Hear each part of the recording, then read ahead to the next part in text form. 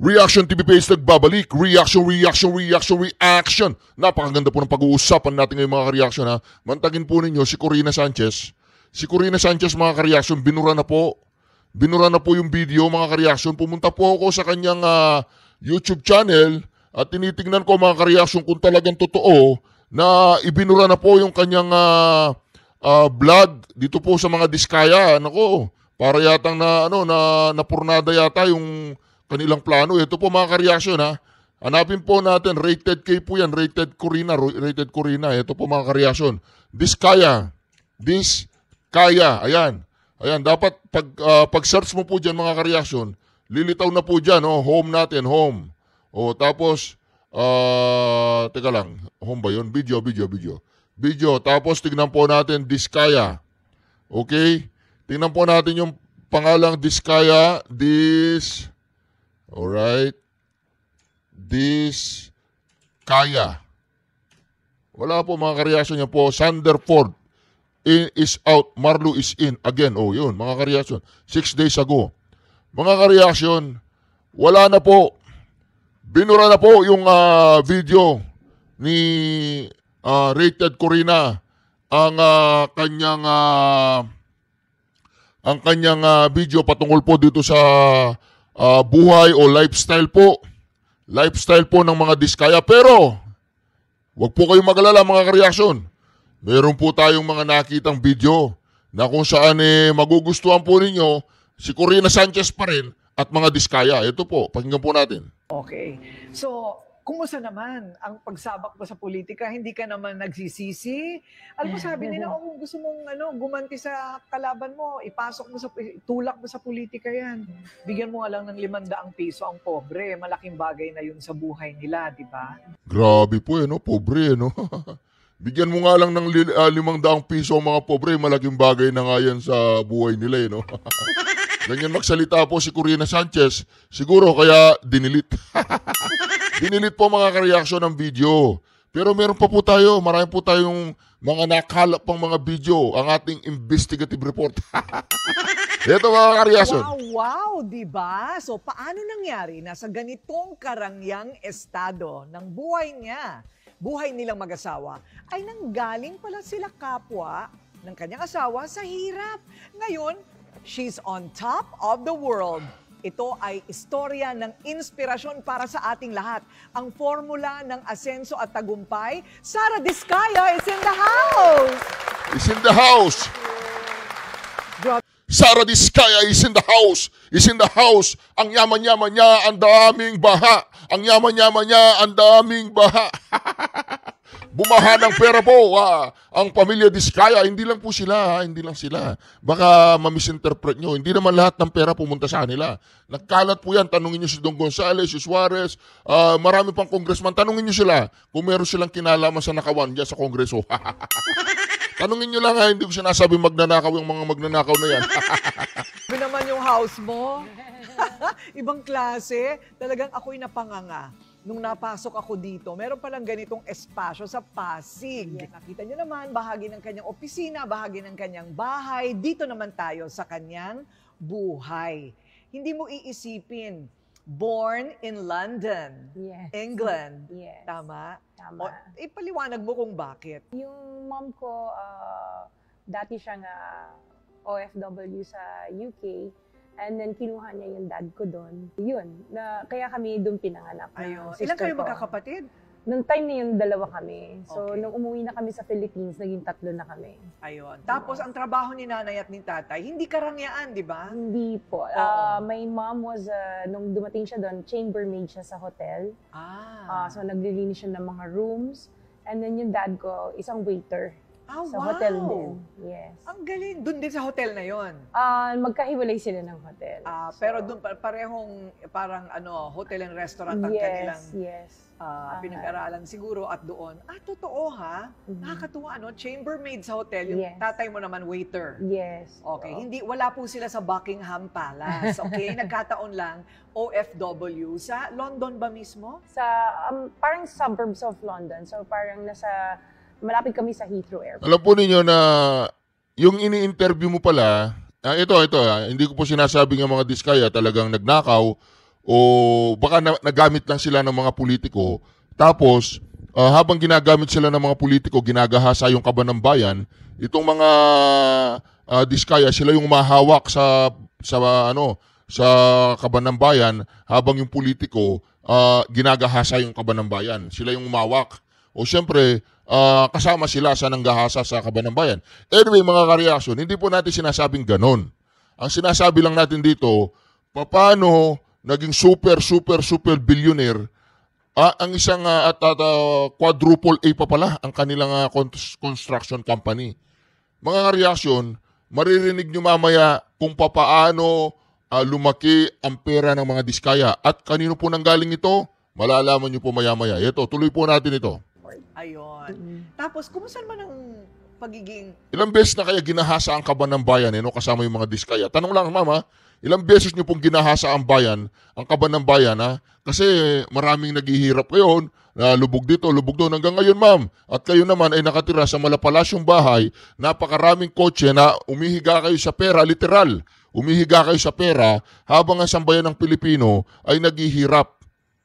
Nakakatulog pa ba kayo, ma'am? Yung bang kasama ninyong mga kongresista, sino ba, DPWH, sino man yung mga kasabwa ninyo na nagpayaman sa inyo, sila ba ngayon, sila ba ngayon ay nasa Pilipinas pa? Paano naman ang kabataan sa London? Kasi parang assuming na because I was born in the UK, maganda ang buhay namin. So, ang parents ko, since waiter ang dad ko and mami ko chambermaid sa hotel, so kami, we lived in a council flat, which is pabahay ng gobyerno. Libre yung pag-aaral namin kasi we studied in public schools. Maganda din, ano? Yes. Ang provision sa ibang bansa kasi ganun din. Well, dito din naman sa atin, public school ay libre. Yes. Pero yung pabahay, iba yun. Yes, pabahay ng gobyerno. Sister ko kasi ganun din na nangyari. Nagtira siya sa UK and then pumunta siya doon pregnant. Pinabahay din siya ng government.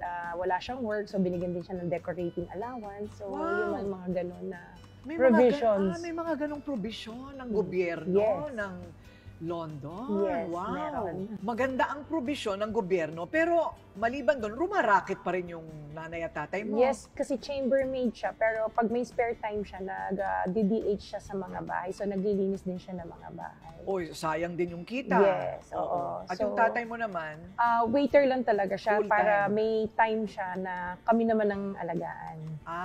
So, ayun. parang hati sila. Grabe po, no? Yun medyo nakaka-inspired pa yun, no? Wala pa yung nakawan, Dito muna tayo, yan, no? Dito muna tayo mga ka-reaction, ha? Teka lang, tapos na yan. Nang lumaki. Ito. Dito muna tayo. Dinilit po, dinilit na po yung video. Pero meron pa po tayong na-collectang video dito na hindi pa dinidelete ni Manong Julius Babaw. Ito po mga ka-reaction. Ang kanilang lifestyle vlog, naging investigative vlog. Hanggang nagtuloy-tuloy po ang mga experience namin hanggang naging malalaki na po yung mga Ano projects yung namin. nakuha yun sa DPWH? Di ba ang daming, sabi nga nila, madaming bidding, red tape, mga ganun. Yes. Hindi, bid lang po. Oo, Bid Ano lang. kayo nakalusot doon sa bidding. bidding? Yung prices namin lower than Lower. yes. Oo. Mga gano'ng kadaming project nyo sa isang taon? Noong time sa na yun, gobyerno. parang Ang budget daw po nila mas lower. po yata, masaya na tayo. Oo, parang dati noon, pag umabot na kami ng mga 50 million, Wow. na maliliit. na maliliit, na maliliit sama-sama. Oo. 4M, 5M, parang accumulated. Masayang-masaya na kami. Oo. Ganun, no? Lang, no? 50 million lang. 4M, 5M. Para sa kanila, maliit lang yun.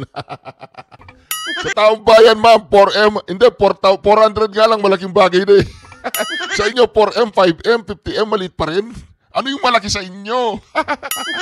Pero nung tumagal-tagal po, parang na-overwhelm din kami at minsan pangit din. Yung pong mga ka-reaction natin dyan na gustong madual, habang pinapanood nyo yung mag-asawa, libre po kayong pumunta ng kung saan nyo po gustong dumuwal. Ako kasi nararamdaman ko rin parang gusto ko maduwal Palang kumuha ng napakaraming maliliit. Parang mas maganda pala na kumuha ka na lang ng kahit mga isang malaki o dalawang malaki para yung pagbabantay at monitor mo, dalawa lang halos. Kaysa kumuha ka ng 10 malilit na tag 5 million o di ka tag 10 million. So yung management mo, hindi ganun karami. At hindi rin karami yung set ng equipment na pwede mong gamitin sa... Pati documentation niya. Pati documentation niya, mahirap pag masyadong marami. Anong malaking project ang nagawa nyo na nagpabago ng buhay niyo? Actually, marami. Kasi nagsunod-sunod eh. Sunod-sunod na. Nagsabay-sabay pa nga eh. Tapos, dahil sa mga ahensya ng gobyerno, hindi ko mo naman talaga kailangan ng sobrang laki ng puhunan kasi may mobilization naman po yan. So, yun lang naman piniikot namin ng piniikot at may tulong ng kaperasong tulong ng bangko, yun lang po. Saka importante yung trust nila sa inyo. Yes. Hindi dapat masira. Opo. So yun na, nakapagawa na kayo ng mga sunod-sunod na project. Paano nabago nito yung buhay ninyo? Ano mga changes na nangyari? Siguro ang sa buhay, personal life namin, hindi na kami nag-iisip kung, or hindi kami natatakot mag-grocery na on a budget with 4 growing kids. Kayo naman, paano kayo mag-grocery? May mga taga-grocery na kayo, ma'am. Tsaka tatawag lang kayo sa supermarket eh. Yung supermarket, dadalhin yung isang truck sa inyo eh. Kayo naman, ano mag-grocery? Paano kayo matatakot mag-grocery? Kahit magpatayo nga kayo ng grocery, walang problema eh. Ikaw naman, ma'am, wala namang ganyanan, ma'am. Wala namang pa-humble effect. Ha? Wala namang pa-humble effect. Ay, ikaw naman. Kayo mga ka-reaction, pag nakikita po ba ninyo at naririnig nyo mga boses ng mga taong to, parang gusto nyo ring maduwal? Pero mga ka-reaction, meron po ako ipapalabas sa inyo mga ka-reaction. Ito with all due respect po mga ka-reaction, ako, sandala po. Ako nire-respeto ko po si Mayor Magalong, nire-respeto ko po si Mayor Magalong, pero hindi po ako agree sa kanya. Katulad po ninyo, kung kayo po agree sa kanya, nire-respeto ko po yun. Pero ito pong channel natin, yung Reaction TV PH, kahit kailan, hindi po niya susuportaan si Mayor Magalong. Meron po akong malalim na kadahilanan. Bakit? Hindi po tayo bayaran ha. Ako po, BP Sara supporter, Marcoleta supporter, PDP Laban supporter, Tatay Digong supporter. Pero kailanman, hindi ko po susuportahan si Mayor Magalong. Meron po akong malalim na dahilan. Basta hindi ko susuportahan yan. Ito pa yung isang dahilan O pakinggan po ninyo, kasama ni Mayor Magalong, si Bongbong Marcos. Kasama ang nag-i-inspeksyon ni Mayor Magalong, si Bongbong Marcos. Mamaya ipapaliwanag ko po sa inyo, bakit kahit kailan hindi ko susuportan tong si Mayor Magalong. Ito, with all due respect kasi po ako, bilang isang political vlogger, sinasabi ko po sa inyo ang katotohanan at malalaman po ninyo sa akin kung susuportahan ko ang isang personalidad. Mas susuportahan ko pa si Vico Soto kaysa dito kay Mayor Magalong eh. Oo, masusuportan ko pa si Vico Soto kaysa dito kay Mayor Magalong. Hindi ko naman sinasabing tutayan ng mga dilawan. Hindi ko naman sinasabing pakawalayan ni Marco. Hindi ko po sinasabi yun. Pero pakatandaan po ninyo si Mayor Magalong, binanatan po niya si Albayalde. Pakatandaan po ninyo si Mayor Magalong, binanatan po niya si Marcoleta. Pakatandaan po ninyo si Mayor Magalong, siya po yung isa sa mga nanggugulo ba? Yung panahon ng Pangulong Duterte na kuda ng kuda. Pero mga ka-reaction, respeto ko po kung sinusuportahan niyo si Mayor Magalong. Respeto ko po yan. Pero sana respetuhin niyo rin ang aking standing na kahit kailan hindi ko po susuportahan si Mayor Magalong. Katulad ng hindi ko pagsuporta kay Bongbong Marcos noong panahon ng eleksyon. At darating ang araw, maintindihan po ninyo ko. Hindi pa ngayon kasi nabudol kayo eh.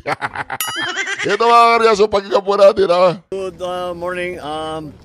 I am here together with Mayor Benji Magalong.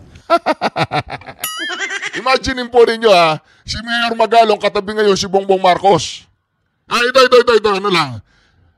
Imaginin po ninyo si Mayor Magalong katabi ni Bongbong Marcos. Ma-imagine po ba ninyo na si Bongbong Marcos katabi ni Topacio ngayon? O kaya katabi ng mga PDP laban? Ito, ano lang. Huwag kang magpapabibo-bibo, Mayor Magalong, at nasasama kay Bongbong Marcos at parang naniniwala ka sa ginagawa ni Bongbong Marcos. Huwag mo kaming gagawin, Mayor Magalong. Huwag kang magpalinis-linis dyan. Dahil, okay. Malalaman nyo rin mga kareaksyon bakit hindi ko susuportahan si Mayor Magalong. To inspect some of these problematic, again, flood control projects. I think you can see for yourself na talagang hindi trinabaho ng mabuti ito. Dahil yung ginawang slope protection supposedly dito ay bumigay kagad. Kung ako kay Mayor Magalong, hindi ko sasamahan si Bongbong Marcos ipakita ko yung lugar ko eh. Hindi ko sasamahan. Bakit? Bakit ko sasamahan yan? 3 taon na siya dyan sa presidensiya. Wala siyang kakayahan, wala siyang mga tauhan na magre-report sa kanya ng maayos. Di ba?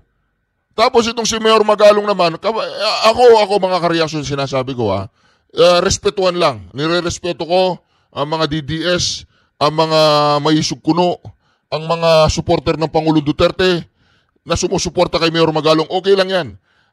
Nire-respeto ko rin ang mga sumusuporta kay BP Sara at sumusuporta at naniniwala kay Mayor Magalong. Okay lang yan. Wala lang sisiyan bandang uli Sinasabi ko sa inyo, walang sisiyan bandang uli. Ayan, nakikita nyo na kasama niya si Bongbong Marcos. Imagine ninyo si Bongbong Marcos ngayon, ang kasama niya nag-iimbestiga yung governor ng Cebu. Pati yung slope protection na dapat na nandyan na hindi ginawa ay gumuho lahat ito, bumagsak dito, mabigat, nasira yung kalsada. Ngayon, nakita namin yung erosion sa ilalim ng kalsada. Alam mo, naglilinis-linisan nung si Mayor Magalong eh. Ang daming mga ganyang ginagawa sa lugar niya, nung ginagawa pa lang, at nung kasalukuyang ginagawa, wala ba siya mga tauhan para masabi Sir, yung ginagawang project doon, hindi ata ayos Pwede bang i-report mo habang ginagawa pa lang para maayos, hindi sayang yung pera ng bayan? Wala ba siyang tauhan dyan? Wala ba siyang tauhan sa munisipyo na magmo-monitor sa ginagawa sa kanyang syudad? Wala ka bang tauhan na magre-report sa'yo, Sir? Delikado po yung ginagawa nilang construction. Baka magkaroon ng landslide. Dahil substandard, Sir. Pwede bang i-report mo na kaagad sa DPWH o kaya kanino man? Pwede bang sitahin mo sila, Sir? Sir, yung mga pasugalan sa Baguio, Sir. Pwede bang pasara natin, Sir, o hindi? Tanong lang, Sir. Di ba ganun lang? Pero ngayong may sakuna na ganyan, ngayon ka nagkakukuda-kuda, napapaisip ngayon ang buong Pilipinas. Pero bakit sa Davao? Bakit sa Davao? Ang construction sa Davao, ang mga DPWH sa Davao, para yata wala tayong nababalitaan ganyan, rin na nangyayari sa Davao na ganyan. Yung pinagawa sa Davao ay nagiba, yung daan sa Davao ay nahati, ay hindi, takot po doon ng mga katarantaduhan ganyan ng mga DPWH. Hindi po obra sa lugar sa Davao yan. Kaya ngayon mga kareaksyon, kung naniniwala kayo dito kay Mayor Magalong, maniwala kayo, suportahan ninyo sarili ninyo. Basta't ako, solid po tayo. Sara Duterte, DDS, PDP laban, Pangulong Duterte, hindi ka maliligaw. Kay Magalong, hindi ko alam. Kaya ako sinasabi ko po sa inyo mga kareaksyon Sinasabi ko to sa inyo. Kay Marcoleta, solid tayo kay Marcoleta. Kapag si Marcoleta at si Magalong ay nakipagtulungan si Marcoleta kay Magalong, pwede. Susuportahan ko na si Magalong. Pero habang hindi pinapansin ni Marcoleta si Magalong, pas muna ako dyan. Pakipadala nga itong video na to kay Congressman Marcoleta para marinig po niya sinasabi natin. Na kapag Congressman Marcoleta, ay Senador Marcoleta, sorry po. Senador Marcoleta, di ba? Senador Marcoleta, kapag kinausap mo na si Magalong at nagipagtulungan ka sa kanya, susuportan ko na si Magalong. Pero habang hindi mo kinakausap si Magalong at wala kayong tinatawag na magandang ugnayan ni Magalong, pasok kay Magalong. Okay, Senador Marcoleta, yan ang natin, yan ang kasunduan natin. Hindi kasunduan, walang cash walang cash. Which is the most important part ay wala na-erode na dahil yung ginawa nilang protection wall ay ubod ng hina, ubod ng liit. At you will see it later. You can see it there sa ilalim nung tunnel. Tapos si Mayor Magalong nananahimik lang. Si Mayor Magalong, katabi niya si Bongbong Marcos, nananahimik. Pag wala siya sa tabi ni Bongbong Marcos, kudang tandang matandang kalbo. Mga kareaksyon kapag wala si Bongbong Marcos sa tabi ni Magalong, si Magalong ang laki ng bibig. Pero pag nasa tabi niya si Bongbong Marcos, wala, tahimik lang para siyang basang sisiw. Talagang na-erode na. Dahil yung slope protection dito sa baba, sa tabi ng ilog, ay napakababa at napakahina.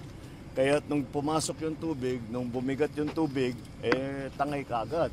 Kaya makita mo rito, tangay na itong lahat. Kasi mga kareaksyon, ako, bilang isang DDS vlogger at DDS supporter, mga kareaksyon, hindi porket nagsasalita sila ng flood control, mapapatangay na ako sa kanila. Ha? Hindi ibig sabihin nagsasabi sila ng flood control, katulad ni Magalong, ay matatangay ako ni Magalong. Kasi mga kareaksyon, pinoprotektahan ko rin mga kareaksyon ng aking mga listener. Ang mga kareaksyon natin dyan. Pinoprotektahan ko rin sila na baka balang araw, tatakbo itong si Magalong dyan sa national election o pakawalayan ng Nibangag o pakawalayan ng mga dilawan, mga kareaksyon. Yun lang iniingatan ko ang aking mga viewers, listener at mga kareaksyon natin dyan. Iniingatan ko sila na hindi mailigaw ng mga tratadong politisyan na nagpapanggap na sila ay kontra-korupsyon. Paano ka isang kontra-korupsyon na sa mismong lugar mo nangyayari ang korupsyon, sa simula pa lang, hindi mo na in-stop. Diba? Bago magtayo ng kung ano-ano sa isang syudad o munisipyo, meron niyang ugnayan sa mga mayor. Ngayon, itong mayor, wala ba yung kakayahan na mapag-aralan o yung city engineer niya, nasasabihin, oy, alika rito, paki-check mo nga yung ginagawa nila kung maganda, kung standard talaga, o baka mapipiligro yung mga mamamayan dyan na madadaganan sila o mapiperwisyo tayo dyan. Gagastos ang sambayan ng Pilipino, gagastos ang kaba ng bayan. Wala bang kakayaan ng City Government of Baguio na manmanan, bantayan, asikasuhin ang lahat ng mga konstruksyon sa loob ng siyudad? Walang kakayaan, mainang nilalang ka, Magalong. Pero mga kareaksyon, ito lang sasabihin ko sa Davao walang nangyayaring ganyan, hindi pwede yan. Kapag ginawa mo sa Davao yan, dito sa Davao, pag ginawa mo yan, merong mga construction, public construction dyan, tinarantado mo, may kalalagyan ka sa mga Duterte. Oo, di ba? Diba, ayoko na sabihin yung papatayin kita, ayoko na sabihin yun. Pero may kalalagyan ka sa mga Duterte. Pag tinarantado mo ang gobyerno, tinarantado mo ang mamamayan, sinira mo ang mga kabataan dahil sa droga, may kalalagyan ka sa mga Duterte. Diba, yung mga NPA, mga komunista nga, doon sa Davao, may kinalagyan eh. Anyway, mga kareaksyon, ingat-ingat lang po kapag may time Nabudol na kayo ng isang beses ni Bongbong Marcos, baka mabudol pa kayo ng mga pakawala ni Bangag, tsaka pakawala ng mga dilawan, tsaka mga pinklawang bulok na umalingasaw. Pasensya na po kayo, medyo maingat lang kung sino-sinong pagkakatiwalaan. Basta't ako, focus lang ako sa suporta sa mga Duterte, suporta kay BP Sara Duterte, suporta kay Marcoleta, suporta sa mga taong gumagawa ng mabuti sa gobyerno, kay Yorme, kay Biko. Alam ko po marami sa inyo na hindi pabor kay Biko dahil DDS tayo. Kayo naman, wala namang ginagawang masama yung mayor, bata, nagpapakita naman ng gilas. Bakit hindi natin siya pabayaang magpakita ng gilas? Kung papipiliin po ninyo ako, si Magalong o si Biko, kay Biko na ako. Diba? Kasi bata pa si Biko, alam na niya ang korupsyon eh. Si Magalong matanda na, hindi pa niya alam ang korupsyon nangyayari sa kanyang syudad eh. Si Biko nga, pinasara niya yung, sinita niya yung tingnan po ninyo, ganito dapat. Ganito dapat. Hindi wag ka magpabibo, Magalong matuto ka kay Biko. Ito mga kareaksyon. Panoorin po ninyo si Biko, ang pagkakaiba ni Biko at saka ni Magalong, okay? Ito po mga kareaksyon. Ito. Criminal offense po yan. Criminal po yan, sir. Bilang engineer. Dito, tinatayo pa lang, oy Magalong, makinig ka dito, wag kang pabibo-bibo. Tinatayo pa lang ang isang konstruksyon, ini-stop na ni Biko Soto. Ayaw niyang ipatuloy. Ito po, pakinggan po ninyo. Alam niyo po yan. Hindi po ako nag-invento dito. Alam niyo po yan. Ngayon, inaamin niyo sa akin na yung construction ng 5th floor hindi kasama sa permit ninyo. Ang construction sa buong lote na ito, walang building permit. Construction dun sa kabilang lote, wala ako nakikita ng building permit. Kasi dapat nakapaskil po yan. At inaamin ninyo na under process pa lang po siya. Ito po si Biko, tinatayo pa lang ang construction, in-stop na niya. Si Magalong, nung nagiba, doon siya nagngangawa. O yun ang pagkakaiba. Kayo na po mag-judge. Dito si Biko, sinisimulan pa lang yung construction dahil walang magandang papelitos o paperworks. ini-stop na niya. Katulad po ni Yorme, pakikita natin ulit si Yorme mamaya pagkatapos ito. Demolition pa. Pero ito, construction, di naman demolition lang yan. Yung parking niya, ano na ba? Yan ang di ko maintindihan, engineer. Kasi quadruple A kayo. Hindi naman namin kayo pinahihirapan. In fact, sabi ko nga kanina kay compliance officer, may kontrata pa kayo sa LGU. Tanungin niyo yung mga gumawa sa rainforest, may kontrata kayo. Walang problema. Hindi namin kayo kinakaaway, hindi namin kayo hinaharas. Kahit na yun yung laging sinasabi ng owner ninyo. Hindi totoo yun. Ang problema, hindi kayo kumuha. Pati yung mga waiting shed, wala naman permit yun eh. Illegal yung ginagawa ninyo. Kung legal kayo, walang problema. Kaso illegal yung ginagawa ninyo. Criminal offense ang ginagawa ninyo. Kaya may problema tayo. Naintindihan po ninyo, engineer. Makakarating po ba sa owner natin? Oo, wala nang problema eh. Kaso gumagawa kayo ng illegal. At hindi ko talaga maunawaan kasi bilang quadruple A contractor, bakit naman sa madaling i-comply, hindi nyo pa i-comply? Hindi ko maintindihan talaga. Ano kaya ang dahilan? Nasanay lang talaga na gano'n? Hindi naman po. Oh. Yung mga revisions po kasi yung plano. Revision ng plano, wala pa nga nauuna yung construction nyo sa application eh. Wala naman excuse. Papagawa ako ng 4-story building. Kukuha ako ng permit, 4 stories. Okay naman. Tapos i-construct ko 5-6 floors. Ano yun? Kaya sumunod tayo sa batas. Lalo na ang malalaki dapat sumusunod sa batas. Ang excuse eh. Hindi naman mahirap. Negosyo nyo yan eh. Buti kung iba yung negosyo ninyo. Maintindihan ko ba, baka hindi kabisado. Paano hindi nyo kabisado? Quadruple A contractor kayo. Tapos, gagamitin nyo sa politika. Sasabihin nyo, hinaharas. Hindi. Sumunod tayo sa batas. Kahit kaibigan ko pa yan, kahit sarili ko pang pamilya yan, pag hindi sumusunod, kailangan mag-comply. Ayaw mag-comply, matigas ang mukha, kakasuhan namin. Ano gusto niyo mangyari ngayon? Patigil namin po muna yung... Kung hindi ko papapuntahan. Kung hindi ko papuntahan mismo, hindi pa kayo titigil eh. Kasi napapuntahan ko na to. Pero kita ng sarili kong mata nung dumaan ako, may gumagawa. Kahit ako mismo tumistigo sa korte, okay lang. Hindi ko talaga maintindihan. Sana makarating sa owners natin. Kasi pinahinto na kayo eh. Hindi pa rin kayo huminto. Hindi nyo nire-respeto ang batas. Huwag niyo akong ako hindi ko kailangan na respeto ninyo, pero respetuhin yung batas. Pangalawa, ang pamahalaan natin, kasi may notice na eh, nasabihan na kayo. Buti kung patulog-tulog kami, hindi namin pinapansin. O sige, ibang kaso yun, pero hindi. Sinabihan na naman kayo. Anyway, yun muna, sana makarating sa owner natin.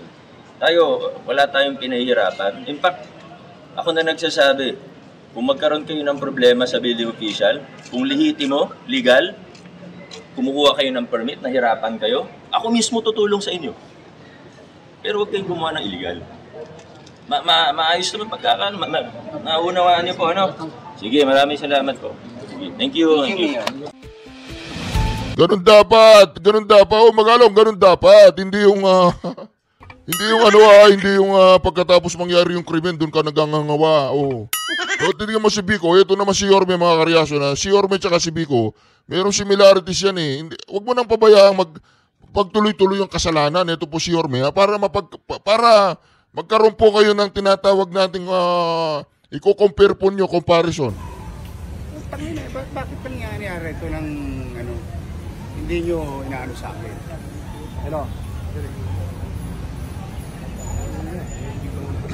Lahat to kumpiskay nyo.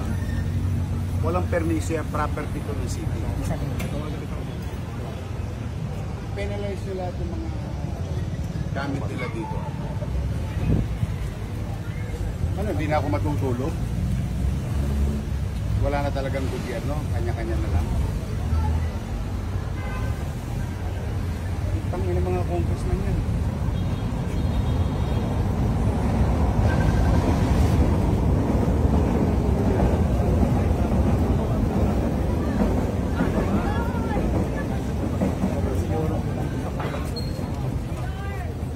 Ito po yung mga kababayan, confiscate po ito lahat na nandito. Ayan, so binisita po ito ni ngayong araw. Ayan, yan po ay walang mga abiso. Yan, mga illegal. So tara, sama natin si Yomis po. Ay, pinagkakaguluhan si Yomis. Nakita po ninyo mga kareaksyon, bago pa mangyari ang isang hindi maganda sa syudad ni Yorme at ni Biko, pinapa-stop po nila. Hindi, kinaklaruan ko lang po kayo para mabuksan po ang isip ninyo kung sino yung mga nagpapanggap na mayor dyan at mga ano ng gobyerno natin na kunyari ayaw nila ng korupsyon, na kunyari sila ay parang mga Hercules, sabi nga ni Marcoleta kay Magalong, parang si Hercules, kung makapagsalita ka, parang talagang malinis ka at alam mo ang good governance. Magalong, mag-seminar ka muna kay Biko, tsaka kay Yorme, tsaka kay Baste. Malay mo, matuto ka. Bago pa mangyari ang sakuna, at bago pa may mangyaring hindi maganda sa syudad mo, stop mo na. Di ba? Yung lahat na nangyari sa Baguio, hindi pwede mangyayari sa Davao yan. Kaya punta ka sa Davao, Magalong, mag-aral ka muna doon paano ang proper governance sa isang syudad. Bago ka magpabibo-bibo. Ako, mga kareaksyon, solid Duterte supporter po tayo dito. Solid Diaz tayo, solid Pangulong Duterte, solid Sara Duterte, solid Marcoleta, Yorme, at itong si Biko, mga kareaksyon, okay siya. Para sa akin, okay siya. Sana yung nararamdaman ko pagdating kay Biko, hindi mali. Pero si Biko, okay po siya, mga kareaksyon. Si Magalong, hindi okay yan. Maniwala kayo sa akin. Maniwala kayo. Anyway, mga kareaksyon, maraming salamat muli sa pagsama niyo sa mga reaksyon video na ito. Huwag niyo pong kalimutan mag-subscribe, like, at share ang bawat video natin. Duterte! Duterte! Duterte! Duterte! Duterte! Duterte! Sasabihin ng iba, hoy, Reaction TV PS, maraming magagalit sa'yo kay Magalong, maraming mga naniniwala. Di wala namang problema sa akin. Nire-respeto ko sila . Ngayon, kung hindi nila respeto ng nasa sa kanila, hindi sumunod sila kay Magalong.